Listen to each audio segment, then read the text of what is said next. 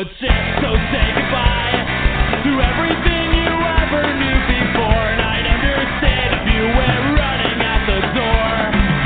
And I'll keep you safe, and no harm will ever come to you, I swear. And I'll kill if they even dare. I'll kill, I swear.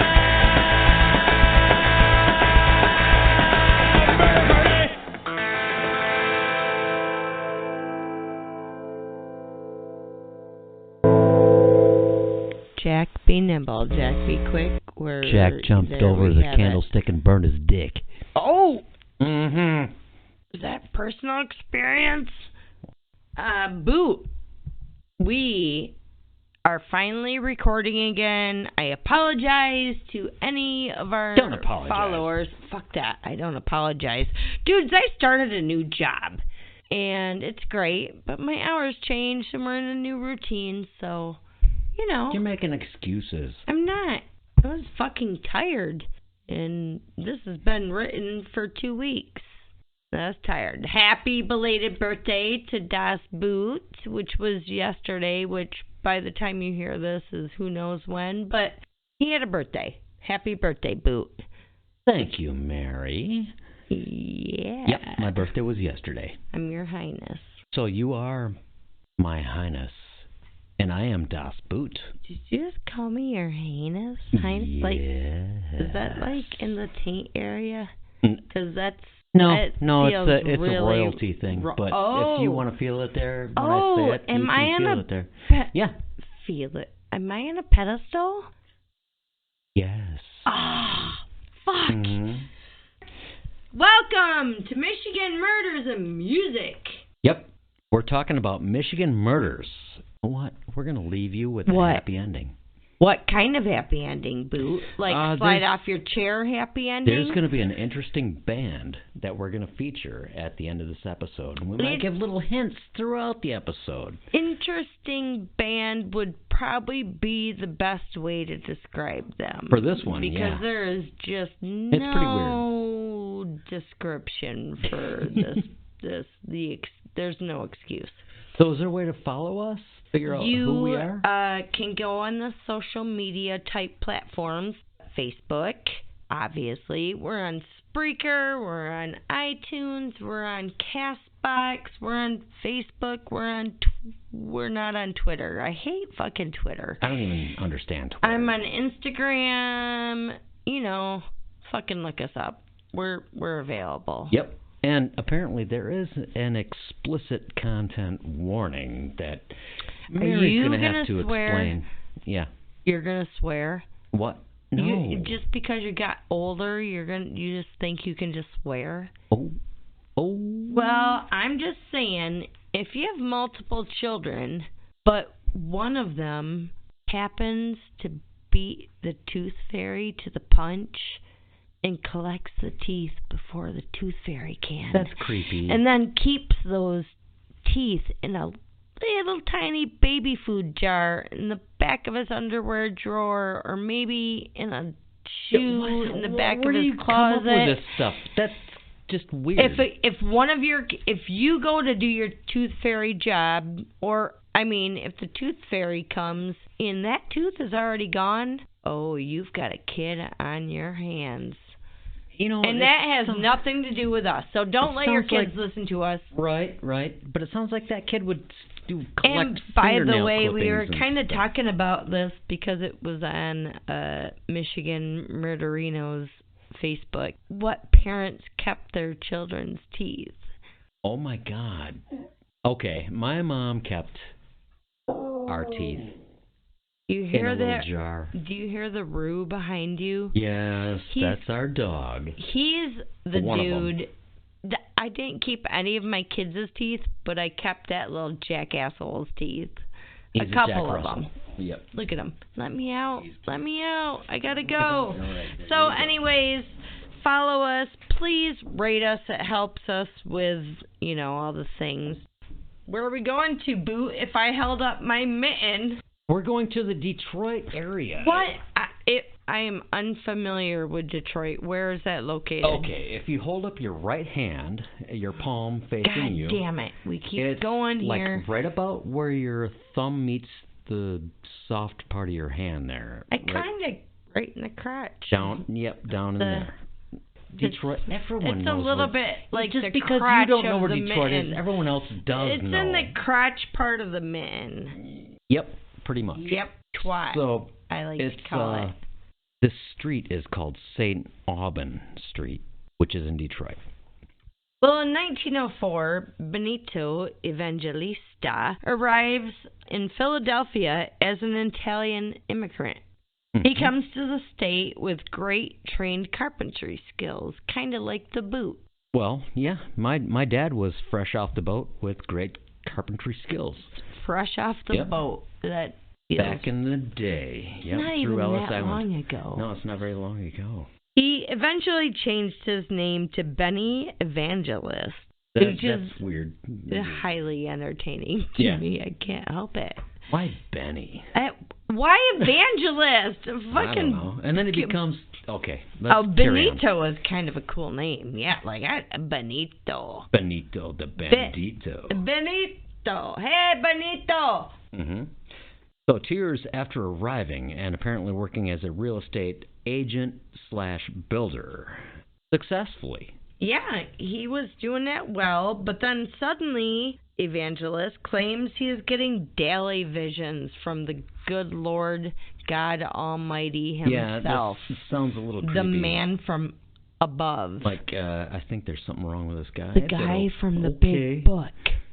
People say he was obsessed with bizarre beliefs. I mean, isn't believing in God itself kind of a bizarre we can't belief? Go there. I didn't say that. I'm sorry. No. I don't get it, Boo. His last name says it all. If anyone is to be a prophet for the love of God and all of his disciples, Mary too. This guy should be believed in. His last name is Evangelist, and people should believe him. Yeah, Benny. His family thinks he's nuts, and they disown him.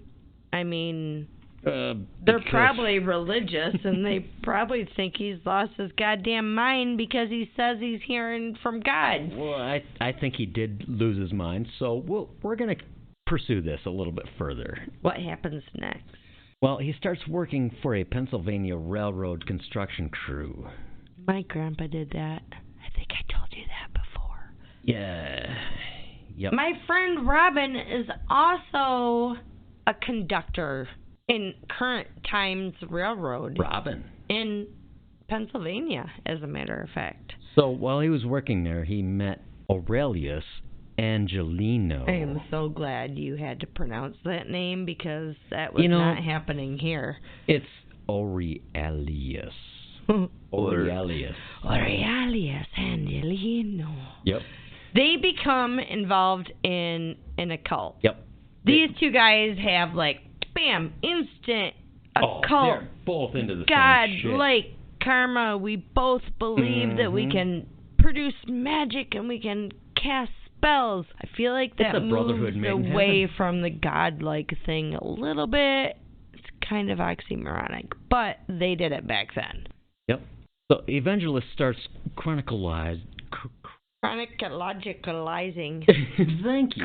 It's like the chronic. Chronicalizing. If you smoke the chronic, you would be able to pronounce that word. So he starts documenting his visions and eventually turns them into a book called The Oldest History of the World. And apparently it wasn't very well written. It had, I kid you not, that was a shortened title of the book. It had the oldest blah blah blah from blah blah blah and lives in Michigan and blah blah blah blah blah blah. You can look it up, or I'll post it on the social medias. It's said to have been poorly written, but basically he claimed to be a prophet in this book, right? In 1919, Aurelius Angelino. He takes an axe and murders 2 of his own children. A fucking axe. What the heck? With an axe. Okay. That's just brutal. I can't kill a worm with an axe in the ground. I don't even want to step on one. How do you... people piss me off. What do you do? I mean, How do you kill your How do you kill your kids? People to begin are doing with? this. And then, what the With fuck? their own kids. I know. Well, he So gets sent to this insane asylum. Well, asylum for the criminally insane. Yep. Yeah, they shut them all down, I don't know, what, 20 years ago? I don't 25 fucking years know, ago? but in Something like that? 1923, guess what happens? Oh. He escapes from the asylum. And he has never heard again. He's never heard from a grin. So, yeah, he escaped. Easy to do. Dude, all we you have need to to do is look open into a window this and Aurelius guy. So, soon after Aurelius Angelino... He commits these murders, and Evangelist moves to the big Detroit in a home on Which is Detroit for, what? Yeah. It's called Detroit. We don't say toi. It's Detroit. crude. It's French. Detroit. Detroit. Where were we? He moves to St. Albans Street in Detroit. Yeah, he uses his mad carpenter skills as, a recent immigrant with these skills, and he builds this weird shrine. He uses chicken wire and all kinds of paper mache stuff, and because he starts chicken building... wire is handy as fuck. I mean, you can find it anywhere, and you can mold things. You can build a house out of chicken wire. You wanted to. Well, Big then little pigs. he builds this house, and then he proceeds to make 10 paper mache doll-like things. They were kind of dolls. 9 of them were supposedly to represent the planet. The 10th, a giant glowing eye, which he said represented the sun. Mm-hmm. He hand-painted a sign because, he's artistic. So... why wouldn't you?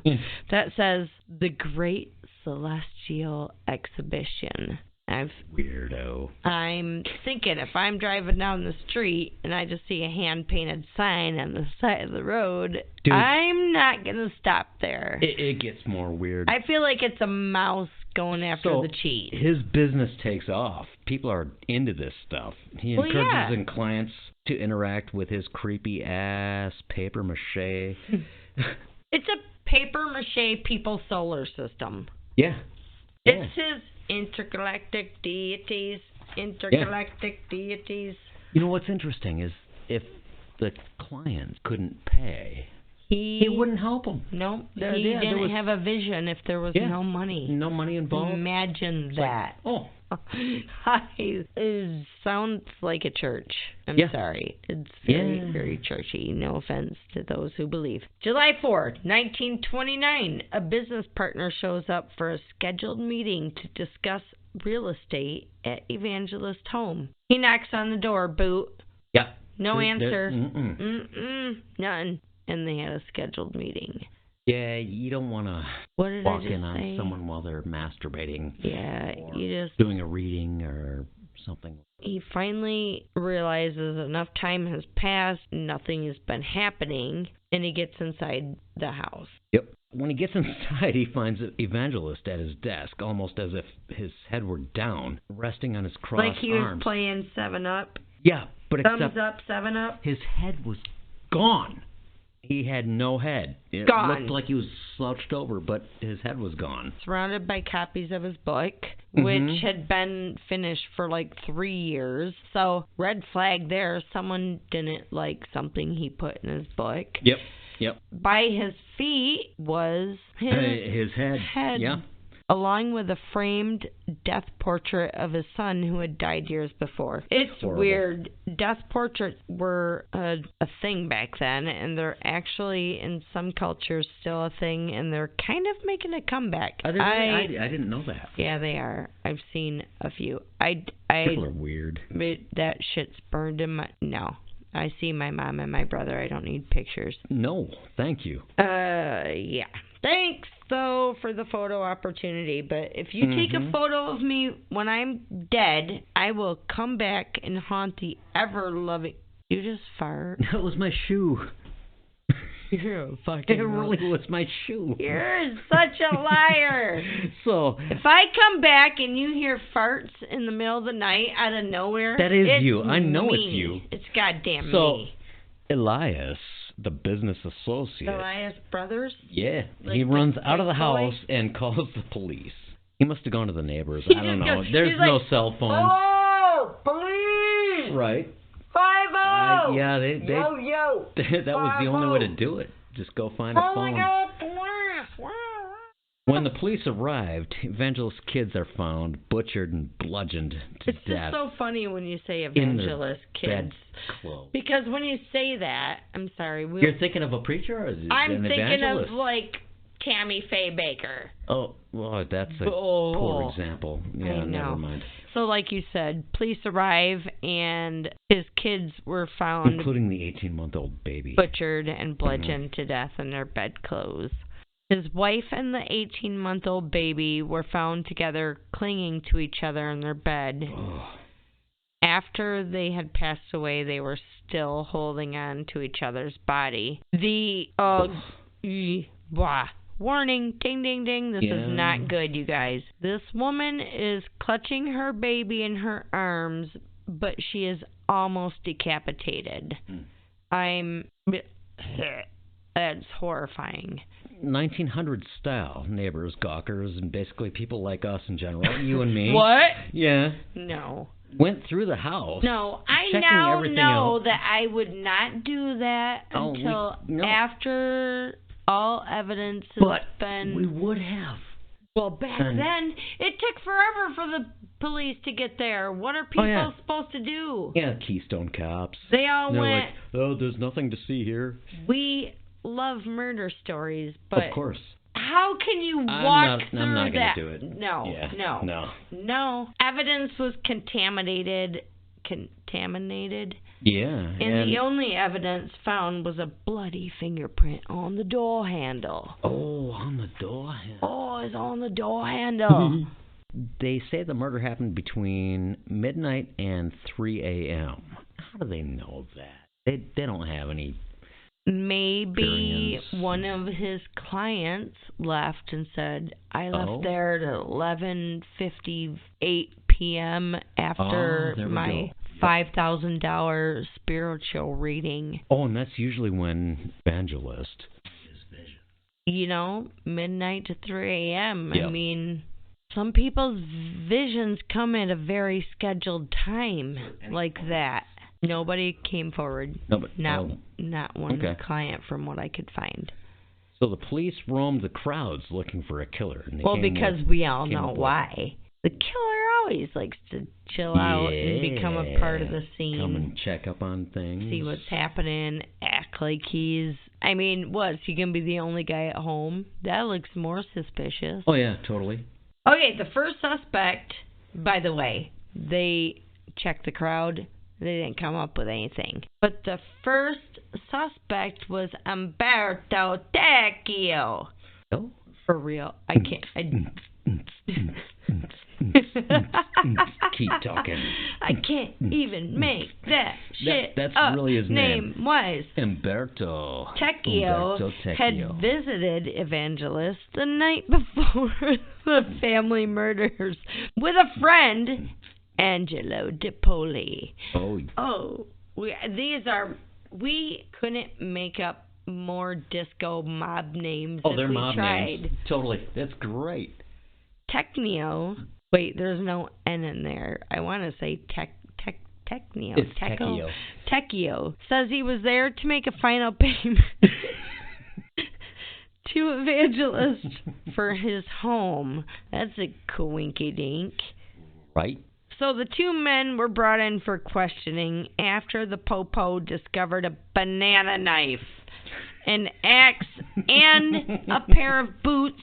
I don't know why they're bringing the boots into this. I had nothing to do with it. Also, I still can't spell banana. Also, we had to Google what the fuck a banana knife was. Looks like a banana. It's got a little hook on the end, and it's banana looking. Apparently... Can you say Tecchio again? Tecchio. Those boots that they brought into the story, they were found in the home, and they were wet and had recently been washed inside of the house. I wash my boots. You know, I sometimes do it, and I do it inside the house. Side note, Tecchio, had recently, 3 months prior, as a matter of fact, killed his brother-in-law with a knife, but was never charged. Never charged. Techio. Techio had recently, 3 months prior, killed his brother-in-law, but he was never charged. And then the night before Evangelista dies, he's at his house. And that's a little coincidental if you don't ask me. I mean, if you ask me. And if you don't ask me. We didn't have the interweb back then, but have you ever heard about coconut wireless? What did you just say? You forgot to smoke. Yeah, I know. I got distracted. We were taking a smoke break, folks. And I didn't smoke. I forgot to smoke. You probably didn't notice the pause in there because I'll edit the shit out of that. And then all of a sudden, Boot goes, fuck. Yeah, I forgot to smoke. He's as ADD as I am, friends. Oh, hell no. That is not even possible. So, yeah, Techio. You know, we didn't have the interweb back then. Yeah, but there's coconut wireless? Yeah, that's what they call it in Hawaii. I got that from the movie Blue Crush because I love that movie. Yeah. Coconut wireless is basically the fucking grapevine. We live Michigan, in a small town. It's the grapevine. Oh, it happens so fast. So quickly. Everyone knows everyone. So how did they not know that Techio had killed a guy previously? Well, because it's 1934 and you could just move away and disappear and everyone forgets. Nothing happened. So years later, probably after loads of counseling, a paperboy. Aw, Boot. Yeah. What was your first job? Yeah, I was a paperboy. You were a goddamn good paperboy, too. I was, yeah. You're just a little guy. It was a lot of fun. I enjoyed it. Well, that paperboy came forward with information that he saw Techio, thank you, outside the Evangelist home the morning after the murders. You know, that kid was up at the crack of black. Yeah. He had his paperboy bags that were probably made out of burlap back then. Yeah, they were. Well, not they burlap. Even have they were bicycles? canvas. They were canvas when you were a kid. We're talking back then, yeah. Yeah, they're probably burlap and they're itchy and you had to... Yeah, but you saw stuff. Extra, read all about it. You saw stuff late at night, early in the morning. Oh. Just really early. Oh. People walking up to you with a beer. That was weird. Hey, you want one? No, I'm good. Thanks. That happened to you? Yeah. I can totally see us doing that to somebody. Yep. That was God. a pretty small town. Yeah. I don't know. I guess he saw something, but shit happened and too much time had passed. We don't know if they attempted to match Techio's fingerprints to the print found on the doorknob. You said knob. But there was a lack of evidence. Suspect numero dos. Former member of the Evangelist cult. Unnamed cult member. I shall call him Cult. Ooh. So unique, isn't it? Yeah. I'm Cult so dough. Smart. Cult dough. He claims he was scammed because he spent his entire life savings on the healing magic of Evangelist. He was very sick and he was desperately trying to be healed. You know, that's a common theme. You know, I feel like it's not Evangelist's fault. It's not. You know, people, even these days, they get deathly sick with cancer or whatever. You know, they look for absolutely any venue. I'll go anywhere besides the doctors. You go to the doctors? This guy was scammed and he was very sick and none of the cures that Evangelist claimed to have cured him, and he spent his life savings on it. So he felt like a sucker. What do you do? I would try it 5 to 10 times, and if it didn't work, I'd say, sorry, trying another avenue. Another venue, yeah. Yeah. Mm-hmm. A venue is kind of where we go to see music, but I did write venue on here. Did you? I did. I would try a different avenue. But then a different there comes fork in the road. What? Guy recants his statement several times and never said anything about killing the rest of the family. So he basically claims he killed Evangelist, but didn't know anything about the rest of the family. So he was a falsie. Mm-hmm. Suspect C. I can't say this name at all. Aurelius Angelino. Remember Evangelist's old buddy, old pal, the one His who old buddy. flew out of the cuckoo's nest? Mm-hmm. Like good old Jack. 3 years later, police find a man named James, I jumped to conclusion. It says J. Smith, tied to an altar with a knife through his heart. That's gross. Disgusting. Well, it happened to Jesus. Smith was apparently killed by another occult leader named Robert Harris, who claims that Smith offered himself up as an offering. Hey, take me, put me up on the altar and stab me in the heart. I'm willing to go. For the name of magic and Weird. Evangelists.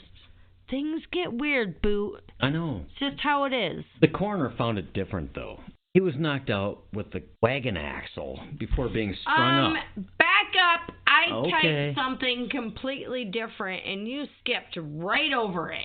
Was knocked out with a goddamn wagon axle before being strung up there.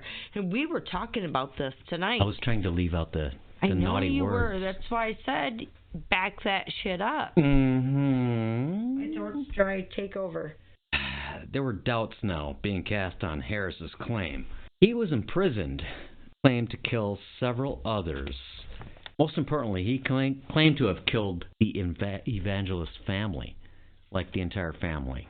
Police investigated fingerprints did not match, and it's believed that Harris wasn't even in Detroit at the time. That's Detroit. Detroit. So, 3 suspects. 3 strikes. 3 strikes. Yep. Still no final solving of the murders. To this day. It's 2019, folks. Yep. Yep. Well, I don't think by this point there's ever going to be a solving. Oh, God, no. Just because much time has all passed. those people just went trouncing through, and Yeah. really, they had no technology. So the evangelist's house was eventually torn down, and the people say that the land is still haunted to this day. By a headless ghost. Just one headless ghost. Yeah. That's it. Yeah, there you have You think it. the land is haunted? Do I? Yeah. No. But, I like to let people believe whatever they want to believe. I think we have a ghost in this house. It's a nice ghost, but I've yet to actually experience firsthand just weirdness. Our dogs act really weird. Yeah. Yeah. I feel like if there's going to be one headless ghost, there should maybe be 2, because the wife was damn near headless. And in my opinion, I feel like it's probably that guy that visited him, Techneo. All right. I really don't have an opinion I that think it was way. Techneo. Yep, there you go. Okay. Case solved. Good for you. Yep. Cheers. Cheers you go. You get your natty light on up here. So, Boot, do you have a happy ending? Will you leave us on a good note? Tonight, we are going to feature a We band. are going to do a selfless, shameless, Yeah. selfish, There's a fantastic band out of Grand Rapids, Michigan, called Potatoebabies. And they are going to do their 35th performance at Holy Grand Jesus Rapids Christ. Festival of the Arts. Well, can I tell people who aren't from this area what Festival of the Arts is? Yeah, please do. Festival of the Arts is they block off like tons of the streets downtown. There's an entire street of food vendors, which is the best part. And there's 10 stages where music and dance and theater and All kinds anything of really that cool can artistic happen on the performances. stage. And then there's places for your kids to do art, and there's music, and I said that already. This year is Festival of the Arts' 50th year, which is fucking nuts because the Potatoebabies have done 35 out of 50 of those years. 35 years. Now, the Potatoebabies They've been around for a long time, so it's had a rotating band. Members have changed. Members have come and gone, but it's been a good solid 5 years with most of the band members. But now we have Reverend Charles Preston Smith. Mm-hmm. We have you. Me. Dasbu on bass. Reverend Charles sings, by the way, and he is the founder of the band. We have Jeff Armstrong playing guitar like a madman. Pretty much anything he puts his fingers on just turns to gold. Yep. He's like Midas. And his hair. Oh, yeah, he's... The ladies like Jeff. Mm-hmm. And then we have Daniel McCoy on drums. DJ. We have Louis P. as a stage dancer and jumper and upper. And Jolene Rumsey playing on the keyboards. And it also takes a good amount of 5 to 10 people to support. Oh, we have hula dancers. We've got all mayhem. Kinds of, we've got a choir. It looks like mayhem. Madness. It's not. It's very well rehearsed. There's beach balls. There's toilet paper. There's beads. There's vinyl on the ground. It's a show. It is rehearsed complete fucking mayhem. Yep. So you guys can see the Potatoebabies. We decided to give the shameless plug because they only play a handful of shows a year, maybe 5 at the tops. That's coming up in about what? A couple 2 weeks, 3 weeks. Yeah. So first weekend in June. Mm-hmm.